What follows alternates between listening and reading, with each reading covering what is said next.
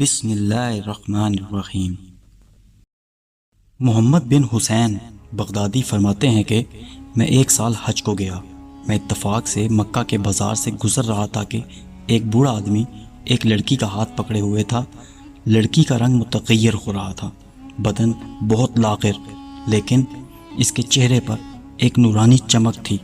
وہ بوڑھا پکار رہا تھا کہ کوئی اس لڑکی کا خریدار ہے، کوئی ہے جو اس کو پسند کرے، کوئی ہے جو اشرفیوں سے اس کی قیمت ادا کرے، اس شرط پر کہ میں اس کے ہر عیب سے بری ہو جاؤں۔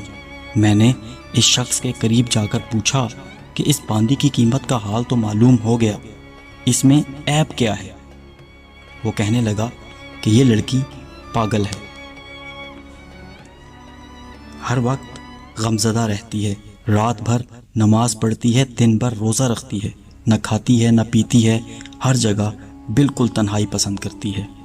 جب میں نے اس کی بات سنی تو وہ لڑکی مجھے پسند آ گئی اور میں نے اس کو خرید لیا اور اپنی قیامگاہ پر لے گیا۔ میں نے اس کو دیکھا کہ وہ زمین کی طرف سر جھکائے بیٹھی ہے، پھر اس نے سر اٹھایا اور کہنے لگی کہ میرے چھوٹے آقا، آپ کا وطن کہاں ہے؟ اللہ تعالیٰ آپ پر رحم کرے۔ میں نے کہا عراق ہے۔ کہنے لگی کون سا عراق، بصرہ یا کوفہ؟ میں نے کہا دونوں میں نہیں۔ کہنے لگی تو کیا آپ بغداد کے رہنے والے ہیں؟ میں نے کہا ہاں۔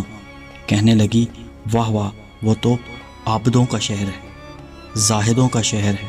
مجھے تعجب ہوا کہ یہ باندھی ایک کوٹھی سے دوسری کوٹھی میں جانے والی، اس کو عابدوں اور زاہدوں کی کیا خبر؟ میں نے اس سے دل لگی کے طور پر پوچھا کہ تو ان میں سے کن کن عابدوں کو جانتی ہے؟ کہنے لگی مالک بن دینار کو، بشر حافی کو، صالح مری کو، ابو حاتم سجستائی کو، معروف کرغی کو، محمد بن حسین بغدادی کو، رابعہ ادویہ شاوانہ کو، میمونہ کو۔ میں نے اس سے پوچھا کہ تجھے ان سب کا حال کس طرح معلوم ہوا؟ کہنے لگی اے جوان، میں ان کو کیسے نہ جانوں، خدا کی قسم یہ لوگ دلوں کے طبیب ہیں، یہ وہ لوگ ہیں جو عاشق کو معشوق کا راستہ بتاتے ہیں۔ پھر اس نے 4 شعر پڑھے جس کا ترجمہ یہ ہے: یہ قوم کے وہ لوگ ہیں جن کے فکر اللہ کے ساتھ وابستہ ہو گئی، بس ان کے لیے کوئی فکر نہیں، یہ کسی اور کے نہیں رہے۔ ان لوگوں کا مقصد صرف ان کا مولا اور ان کا سردار ہے۔ کیا ہی بہترین مقصد ہے جو صرف ایک بے نیاز ذات کے واسطے ہے۔ نہ تو دنیا ان سے الجھتی ہے اور نہ کھانوں کی عمدگی، نہ دنیا کی لذت، نہ ان کی اولاد، نہ ان سے اچھا لباس جھگڑتا ہے، نہ مال کی روز افزوں زیادتی، نہ تعداد کی کثرت۔ اس کے بعد میں نے کہا اے لڑکی، میں محمد بن حسین ہی ہوں۔ کہنے لگی میں نے اللہ تعالیٰ سے دعا کی تھی کہ تم سے کہیں میری ملاقات ہو جائے۔ تمہاری وہ دلکش آواز کیا ہوئی جس سے تم مریدین کے دلوں کو زندہ کیا کرتے تھے اور سننے والوں کی آنکھیں اس سے بھر جایا کرتی تھیں؟ میں نے کہا بحالہ موجود ہے۔ کہنے لگی خدا کی قسم مجھے کچھ قرآن پاک سنا دو۔ میں نے بسم اللہ الرحمن الرحیم پڑھی تو اس نے بہت زور سے ایک چیخ ماری اور بے ہوش ہو گئی۔ میں نے اس پر پانی چھڑکا جس سے اس کو افاقہ ہوا تو کہنے لگی جس کے نام کا یہ اثر ہے، اگر میں اس کو پہچان لوں اور جنت میں اس کو دیکھ لوں گی تو کیا حال ہوگا؟ پھر کہنے لگی اچھا پڑھیے، اللہ جل شانہ آپ پر رحم کرے۔ میں نے یہ آیت پڑھی، ترجمہ: جو لوگ برے کام کرتے ہیں کیا وہ یہ گمان کرتے ہیں کہ ہم ان کو ان لوگوں کے برابر کر دیں گے جو ایمان لائے اور اچھے عمل کیے، کہ ان کا جینا مرنا ایک سا ہو جائے؟ جو ایسا گمان کرتے ہیں بہت بری تجویز کر رہے ہیں۔ یہ آیت سن کر وہ کہنے لگی کہ اللہ کا شکر ہے، ہم نے نہ کبھی کسی کی پرستش کی، نہ کسی صنم کو بوسہ دیا۔ اور کچھ پڑھیے، اللہ آپ پر رحم کرے۔ میں نے پڑھا، ترجمہ: بے شک ہم نے ظالموں کے لیے آگ تیار کر رکھی ہے جس کی کناتیں ان کو چاروں طرف سے گھیرے ہوں گی، اور اگر وہ لوگ فریاد کریں گے تو ایسے پانی سے ان کی فریاد رسی کی جائے گی جو تیل کے جلپٹ کی طرح بدحیت ہوگا، اور ایسا سخت گرم منہوں کو جلائے گا۔ کیا ہی برا پانی ہوگا، اور جہنم کیا ہی برا ٹھکانہ ہوگا۔ وہ کہنے لگی تم نے اپنے دل پر نا امیدی لازم کر دی ہے، اپنے دل کو امید اور خوف کے درمیان معطر کر دو۔ کچھ اور پڑھو، اللہ جل شانہ آپ پر رحم کرے۔ تو میں نے پڑھا ترجمہ، بہت سے چہرے اس دن خنداں و شاداں ہوں گے۔ اور یہ پڑھا ترجمہ ہے، بہت سے چہرے اس دن بارونق ہوں گے اور اپنے رب کی طرف دیکھتے ہوں گے۔ اس پر وہ کہنے لگی، ہائے مجھے اس دن اس کی ملاقات کا کتنا اشتیاق ہوگا جس دن وہ اپنے دوستوں کے لیے تجلی فرمائے گا۔ کچھ اور پڑھیے، اللہ تعالیٰ آپ پر رحم کرے۔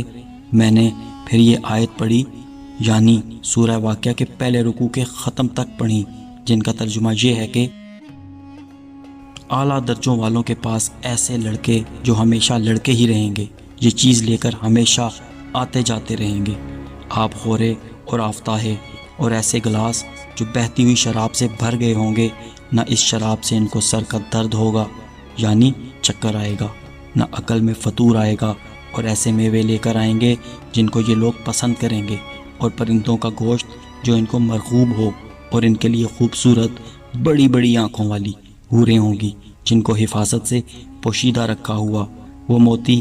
یہ سب کچھ بدلہ ہے ان اعمال کا جو وہ دنیا میں کیا کرتے تھے۔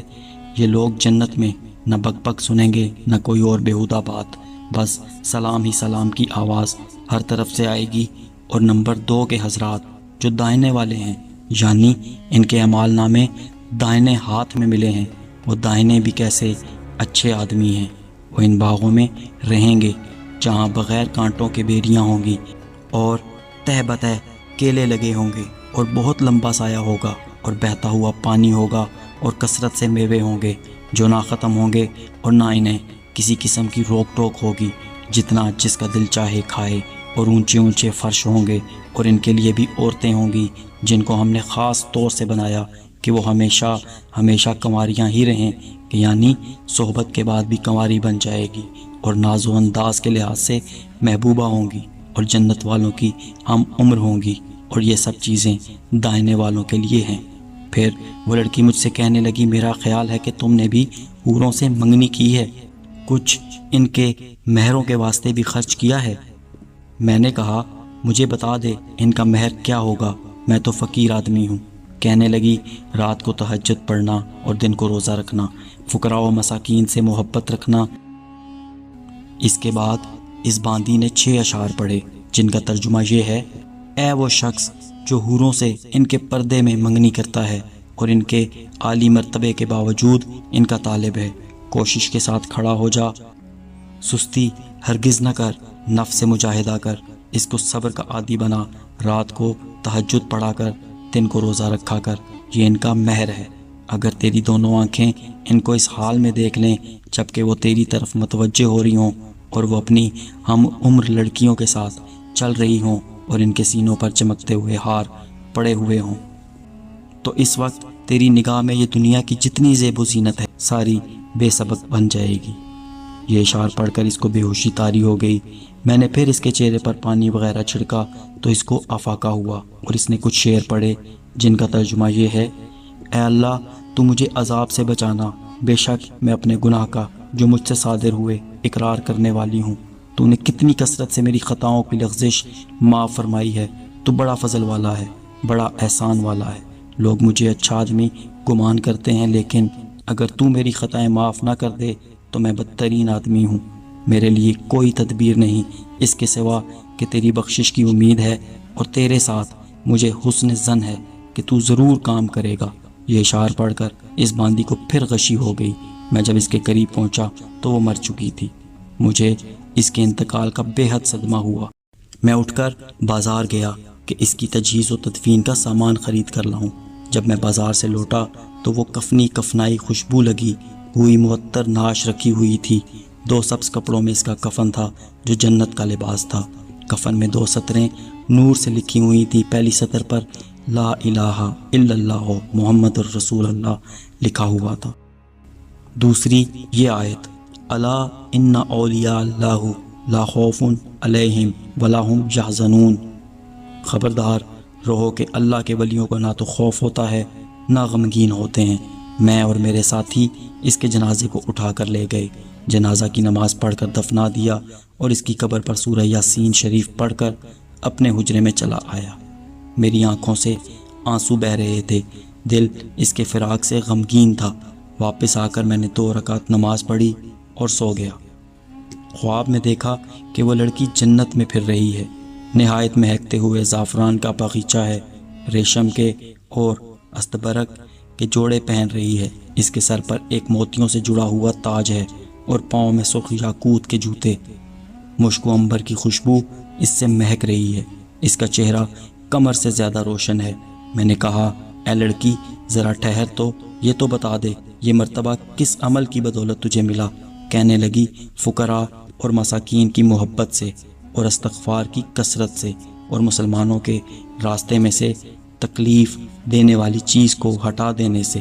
پھر اس نے 3 شعر پڑھے جن کا ترجمہ یہ ہے: مبارک ہے وہ شخص جس کی آنکھیں رات کو جاگتی ہوں اور اپنے مالک کے عشق کی بے چینی میں رات گزار دے، اور کسی دن اپنی کوتاہیوں پر نوحہ کر لیا کرے اور اپنی خطاؤں پر رو لیا کرے، اور شب کو اکیلا کھڑا ہو کر اللہ کے عذاب کے خوف سے اختر شماری کرتا ہو، اس حال کی حق تعالی شانہ کی نگاہ حفاظت کر رہی ہو۔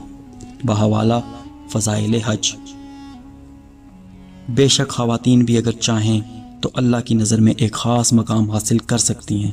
مندرجہ بالا واقعہ سے ہماری ماؤں بہنوں کو سبق حاصل کرنا چاہیے۔